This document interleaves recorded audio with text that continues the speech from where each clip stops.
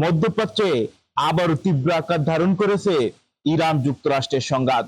এবার ইরান দাবি করেছে তারা উপসাগরীয় অঞ্চলে যুক্তরাষ্ট্র ও তার মিত্রদের একাধিক গুরুত্বপূর্ণ রাডার স্থাপনায় হামলা চালিয়েছে, যার লক্ষ্য ছিল ক্ষেপণাস্ত্র প্রতিরক্ষা ব্যবস্থাকে দুর্বল করে দেওয়া।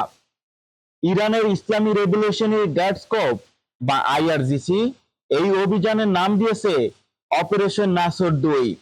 তাদের দাবি, কুয়েত, বাহরাইন ও জর্ডান সহ বিভিন্ন দেশে অন্তত 10টি রাডার স্থাপনা লক্ষ্যবস্তু করা হয়েছে।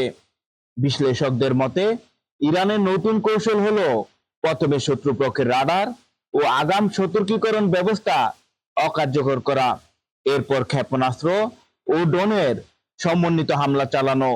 এতে প্রতিরক্ষা ব্যবস্থা দ্রুত প্রতিক্রিয়া জানাতে ব্যর্থ হয়।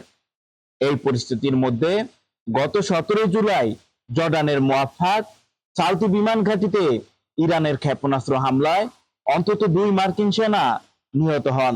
যুক্তরাষ্ট্রের প্রতিরক্ষা দপ্তর নিহতদের পরিচয় নিশ্চিত করেছে এবং ঘটনাটিকে চলমান যুদ্ধের অন্যতম প্রাণঘাতী হামলা হিসেবে বর্ণনা করা হয়েছে। প্রতিবেদন অনুযায়ী 2026 সালের ফেব্রুয়ারিতে যুদ্ধ শুরুর পর থেকে এখন পর্যন্ত অন্তত 16 জন মার্কিন সেনা নিহত এবং 430 জনের বেশি আহত হয়েছেন।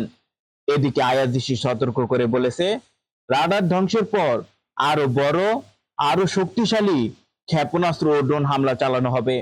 তবে যুক্তরাষ্ট্র বা সংশ্লিষ্ট উপসাগরীয় দেশগুলো এখনো ইরানের রাডার ধ্বংসের দাবিগুলো আনুষ্ঠানিকভাবে নিশ্চিত করেনি। ফলে যুদ্ধক্ষেত্রের প্রকৃত পরিস্থিতি নিয়ে এখনো ধোঁয়াশা রয়ে গেছে।